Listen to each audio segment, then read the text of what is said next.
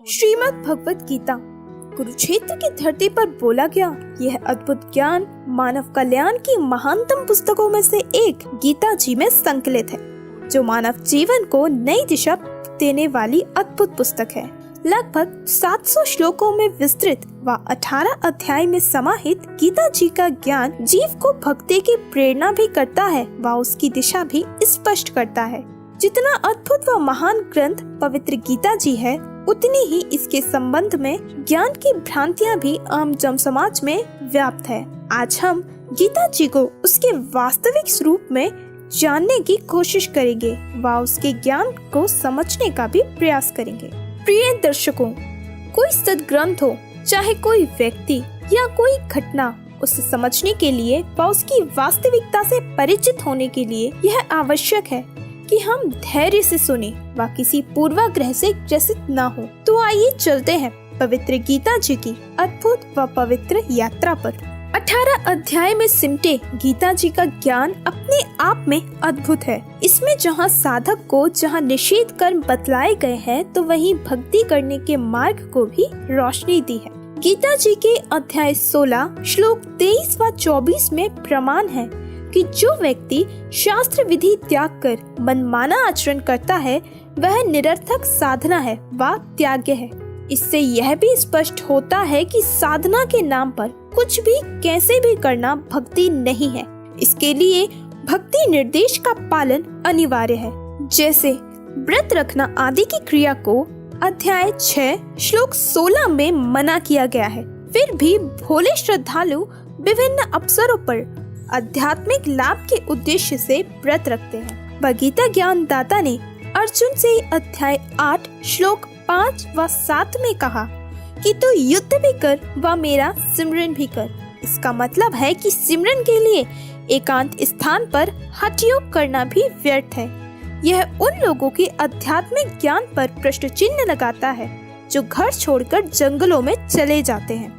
गीता ज्ञान दाता अपने आप को नाशवान कहता है जब वो अर्जुन को कहता है कि अर्जुन, तेरे और मेरे बहुत जन्म हो चुके हैं। ऐसा वर्णन गीता जी के अध्याय 2 श्लोक 12, अध्याय 4 श्लोक 5 और 9 व अध्याय 10 श्लोक 2 में है। आइए इस संबंध में गीता जी से प्रमाण देखते हैं। अनुवाद गलत कर दिया, किंतु यह 8वें अध्याय के 16वें श्लोक का ये अर्जुन ब्रह्मलोक पर्यंत ओम का जाप करने वाला ब्रह्म का साधक है, ब्रह्मलोक में चला जाता है। ब्रह्मलोक पर्यंत सब लोग पुनरावृत्ति में है, वहाँ जाने के बाद भी वापस आते हैं पुनः क्षीण होने पर। यहाँ इन्होंने अनुवाद कर दिया कि हे कुंती पुत्र, मुझको प्राप्त होकर पुनर्जन्म नहीं होता। ये अगर ये सच्चा है तो फिर ये क्या होगा। गीता जी अध्याय नंबर 4 का श्लोक नंबर 5 और 9 है, ये देखिएगा। अध्याय नंबर 4 का और श्लोक नंबर 5 है ये 5, ये यहाँ आ जाता है इसका अनुवाद। हे परंतम अर्जुन, मेरे और तेरे बहुत से जन्म हो चुके हैं, उनको तू नहीं जानता, मैं जानता हूँ। इसे सिद्ध है कि गीता ज्ञानदाता कहता मेरे जन्म मृत्यु होते हैं। चौथे अध्याय का 9वां श्लोक है। हे अर्जुन, मेरे जन्म और कर्म दिव्य हैं, निर्मल और अलौकिक हैं, दिव्य हैं, अलौकिक है। अब दूसरे अध्याय के 12वें श्लोक में, ये अध्याय नंबर 2 का और श्लोक नंबर 12, न तो ऐसा ही है कि मैं किसी काल में ना था और न ही अथवा तू नहीं था या राजा लोग नहीं थे, और ऐसा भी नहीं है कि इससे आगे हम सब नहीं रहेंगे। अब 10वें अध्याय के दूसरे श्लोक में देखिएगा। 10वें अध्याय के दूसरे श्लोक में ये कहता मेरी उत्पत्ति को है, ये देखिएगा 10वें अध्याय का ये दूसरा श्लोक, मेरी उत्पत्ति को, ये लीला से प्रकट होने को न देवता लोग जानते हैं और न महर्षि जन जानते हैं, क्योंकि मैं सब प्रकार से देवताओं और महर्षियों का आदि कारण हूँ, या ये मेरे से जन्मे हैं, इनसे जन्म, सबका जन्म मेरे से हुआ है, इसलिए ये मेरी उत्पत्ति को नहीं जानते। ये कहना 8वें अध्याय के 16वें श्लोक में कि मुझे प्राप्त होकर पुनर्जन्म नहीं होता, ये अनुवाद गलत है इनका। यहाँ ये इसका अर्थ ये बनता है जो ये नहीं जानते मुझे प्राप्त होकर भी कुंते उनका पुनर्जन्म होता है कि ब्रह्मलोक पर्यंत गए प्राणी भी वापस आते पुनरावृत्ति में। जो ये नहीं जानते, ये करना था, ये लिखना था इसका। गीता ज्ञान दाता अपनी साधना का मंत्र अध्याय 8 के श्लोक 13 में ओम बतलाता है, और हमने यह भी देखा कि गीता ज्ञान दाता खुद नाशवान है। तो क्या ओम नाम के जाप से हम स्थिर हो सकते हैं? अध्याय 8 श्लोक 16 में भी साफ लिखा है कि ओम जाप से ब्रह्मलोक प्राप्त होने के बाद पुनः संसार में आना पड़ता है। इस कारण ओम नाम साधना अधूरी भक्ति है। अब तक के सफर में इस पवित्र शास्त्र से हम 5 बातों को समझ पाए हैं। पहली, ओम नाम से जन्म मृत्यु समाप्त नहीं हो सकती। दूसरी, भक्ति मनमाना आचरण नहीं है, इसका सद्ग्रंथों के अनुसार होना जरूरी है। तीसरी, गीता ज्ञान दाता स्वयं नाशवान है, तो उसकी भक्ति से जीव का मोक्ष नहीं हो सकता। चौथी, व्रत आदि क्रिया से कोई आध्यात्मिक लाभ नहीं है। और पांचवी, ब्रह्मलोक में गए साधक भी पुनः जन्म लेते हैं। अब हमारे सामने प्रश्न यह है कि जब ओम नाम से मोक्ष नहीं है, व्रत क्रिया का कोई लाभ नहीं है, घर छोड़कर जंगल में चले जाना भी अज्ञानता है, तो फिर भक्ति है क्या? कैसे करे? किसकी करे? इन प्रश्नों का उत्तर देते हुए गीता ज्ञान दाता कहता है कि परमात्मा तो कोई और है जिसे मारने में कोई सक्षम नहीं है। ऐसा ही संकेत अध्याय 15 के श्लोक 17 में भी लिखा है कि उत्तम पुरुष तो कोई और है जो सबका धारण पोषण करता है। और अध्याय 4 श्लोक 34 में वर्णन है कि उस पूर्ण परमात्मा की जो अविनाशी है, उसकी जानकारी तत्वदर्शी संत बतलाते हैं। उनकी सेवा करने व विनय पूर्वक प्रश्न करने से वे हमें तत्व ज्ञान का उपदेश करेंगे। अब हम पवित्र गीता ज्ञान के निर्णायक मोड़ पर आ गए हैं। एक तो यह है कि गीता जी का ज्ञान पूर्ण नहीं है, व दूसरा यह है कि तत्वदर्शी संत की पहचान कर उनकी सेवा करने व उनके द्वारा बतलाई गई भक्ति से ही मोक्ष संभव है। हमारे सामने एक जटिल प्रश्न है कि तत्वदर्शी संत की पहचान कैसे करें? सभी अपने आप को तत्वदर्शी कह सकते हैं। इसका समाधान भी इसी सद्ग्रंथ में किया गया है। अध्याय 15 श्लोक 1। आइए देखते हैं क्या कहता है यह श्लोक। तो कोई और प्रभु है जो ब्रह्म बता रहा है कि उसकी पूजा करनी चाहिए, और उसका मंत्र जो है वो तत्वदर्शी संत बताएगा। चौथे अध्याय के 34वें श्लोक में कहा है कि मैं नहीं जानता। उस तत्वदर्शी संत की खोज कर, जो चौथे अध्याय के 32वें श्लोक में जिस सच्चिदानंद घन ब्रह्म की वाणी में विस्तार से कहे गई धार्मिक यज्ञ हैं, अनुष्ठान हैं, क्रियाएं हैं की जानकारी है, वो तत्व ज्ञान है। उसको किसी तत्वदर्शी संत के पास जाकर समझ, उनको दंडवत प्रणाम करने से, कपड़ छोड़कर प्रसन्न करने से वो तत्वदर्शी संत तुझे परमात्मा की जानकारी देंगे। फिर उस तत्वदर्शी संत की पहचान बताई है 15वें अध्याय के प्रथम मंत्र में कि उल्टे लटके हुए संसार रूपी इस वृक्ष के उल्टा लटका हुआ संसार रूपी वृक्ष है, ऊपर को जड़ है और नीचे को तीनों गुण रूपी शाखा है। गीता ज्ञान दाता ने केवल इतना बताया है, और साथ में ये कहा कि इसके सभी पार्ट को, सभी विभागों को, तना कौन है, जड़ कौन है, डार कौन है, शाखा कौन है, पत्ते क्या है, जो इन सभी को बता देगा स वेदवित, वो तत्वदर्शी संत है। परमेश्वर कबीर देव जी स्वयं आते हैं और ये तत्व ज्ञान स्वयं अपना बताते हैं, अपनी महिमा आप ही सुनाते हैं, अपने द्वारा रची हुई सृष्टि को स्वयं ही बताते हैं। क्या बताते हैं? अक्षर पुरुष एक पेड़ है, निरंजन वा की डार, और तीनों देवा शाखा है, ये पात रूप संसार। अब थोड़ा सा ये सृष्टि रूपी आपको दिखाते हैं संसार। देखिएगा, परमेश्वर ने गीता जी अध्याय नंबर 15 के श्लोक नंबर 1 में कहा है, ऊर्ध्व मूलम अधः शाखम, ऊर्ध्व मूलम अधः शाखम अश्वत्थम प्राहु अव्यम। ये देखिएगा, ये श्रीमद् भगवत गीता जय दयाल गोविंद का इसके अनुवादक है। अथ पंथ 10 अध्याय, ये 15वां अध्याय, प्रथम श्लोक। ऊर्ध्व मूलम अधः शाखम अश्वत्थम प्राहु अव्यम छंदासी यस्य प्रणानी ये तम वेद स वेदवित।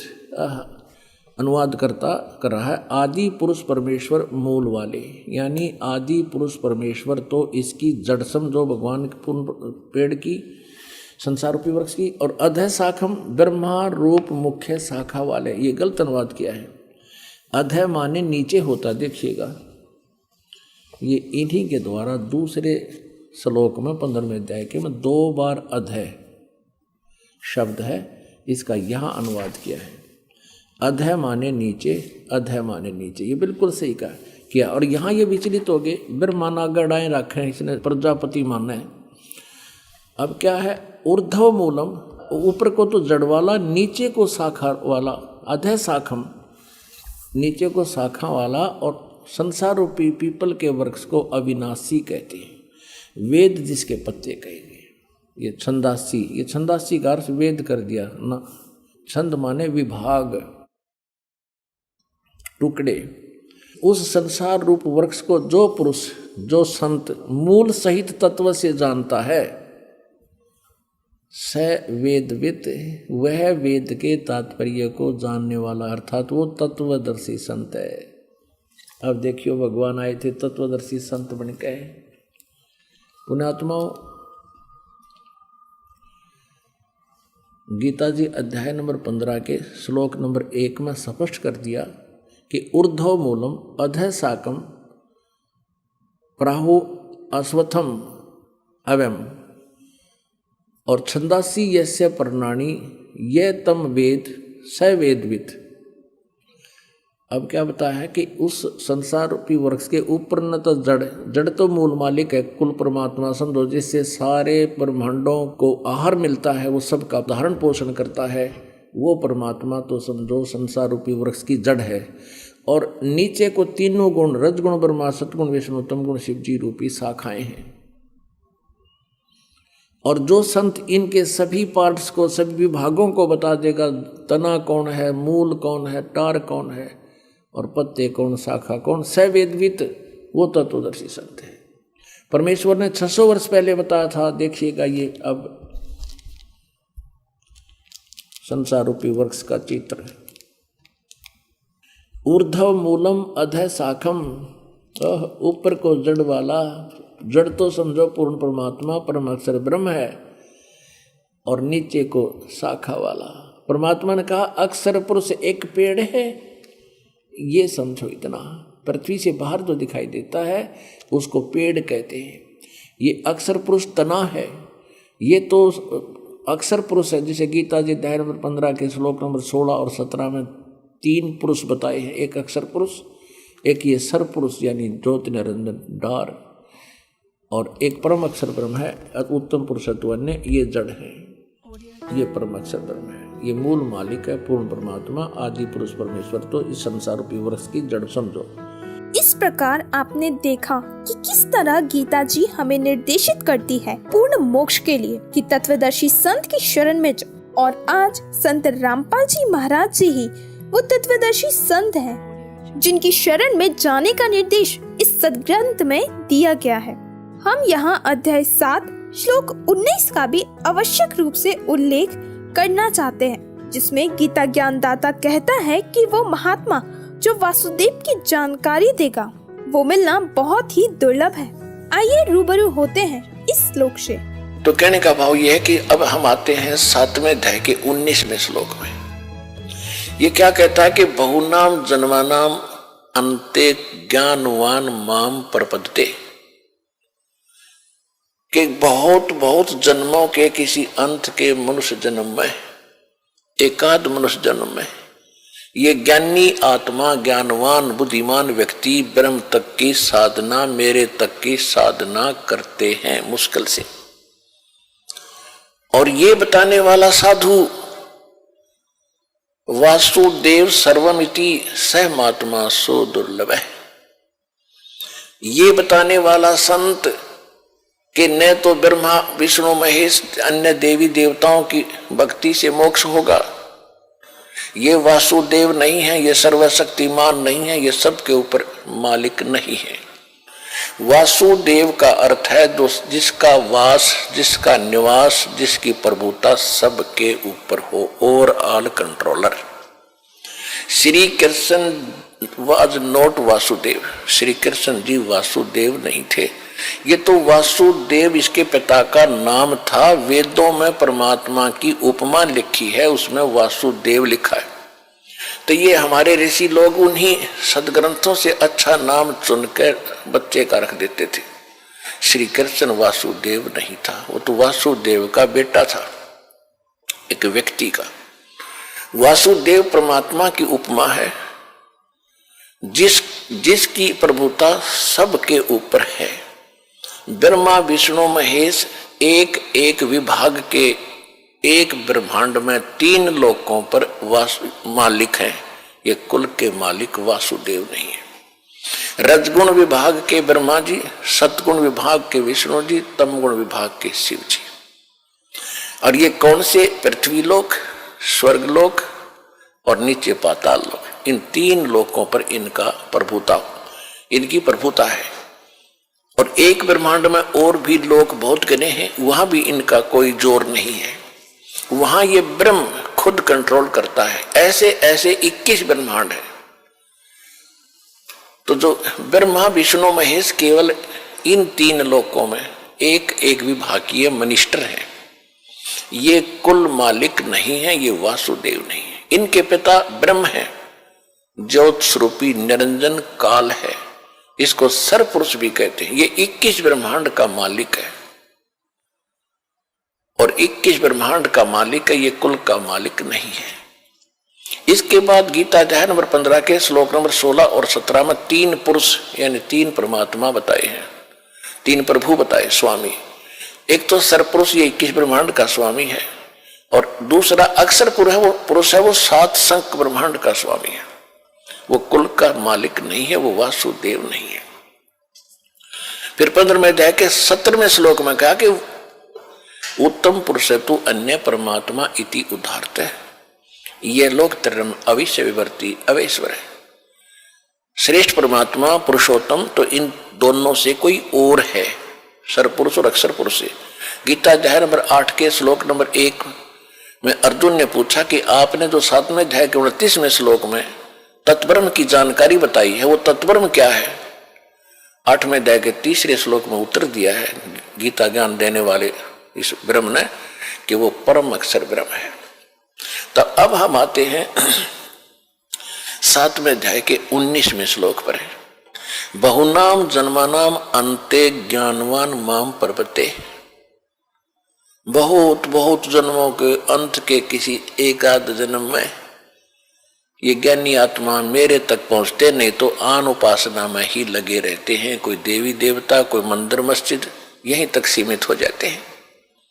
और फिर बताया कि वासुदेव सर्वमिति, तो जो परम अक्षर ब्रह्म है वो कुल का मालिक है, वो असंग ब्रह्मांड का स्वामी है, इंक्लूडिंग ब्रह्म एंड पर ब्रह्म। सरपुरुष और अक्षर पुरुष के ऊपर भी उसकी प्रभुता है। और इसके अतिरिक्त असंग ब्रह्मांडों का वो मालिक, वो है वासुदेव।